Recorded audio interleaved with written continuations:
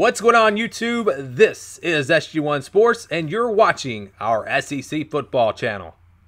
We got Billy Gomilla on the line to talk LSU. You can join Billy and the rest of the staff there at SB Nations and the Valley Shook. Billy, how you doing? Doing good, doing good. You got the right colors on. I see that. Actually, the shirt's actually brown, but it's showing up purple, looks like, on my screen. It absolutely is. Okay, you fooled us with that one. But regardless, LSU's been in camp pretty much the entire time. They're just wrapping up things with the spring game coming up on April 6th.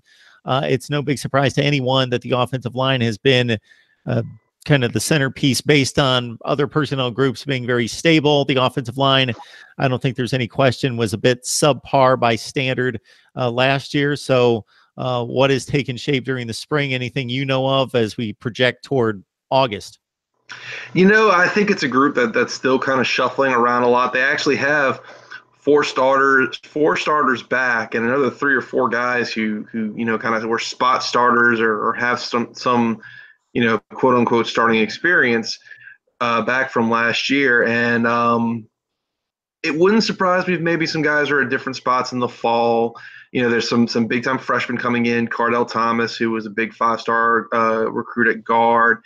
Anthony Bradford, who they really like as a tackle / guard kind of prospect. And wouldn't surprise me if either of those guys push for some time early, but it also wouldn't surprise me if maybe guys like, you know, right tackle last year, Austin Deculus, he could maybe move inside the guard. So he's a pretty good run blocker. He's not great with his feet, so that kind of limits him to tackle a little bit. They've got their rock at center in the middle, Lloyd Cushenberry, who was very good last year, first-year starter. Rest of it's I think it's a matter of finding the right mix and keeping guys healthy. Last year they really struggled with injuries. At one point they were playing something like 6 different lineups and might have been 6 or 7 games, and it's really hard to build continuity and cohesion, and that's just such an important part of offensive line play.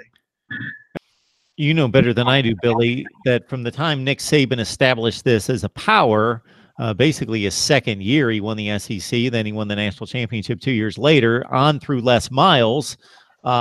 It's been SEC or bust. And with the SEC, basically, college football's best conference most of that time comes a national championship run. So that's pretty much been the expectation. And then here in the last couple of years, it's been tapered off. But then they overachieved to a certain extent in a lot of people's eyes last year.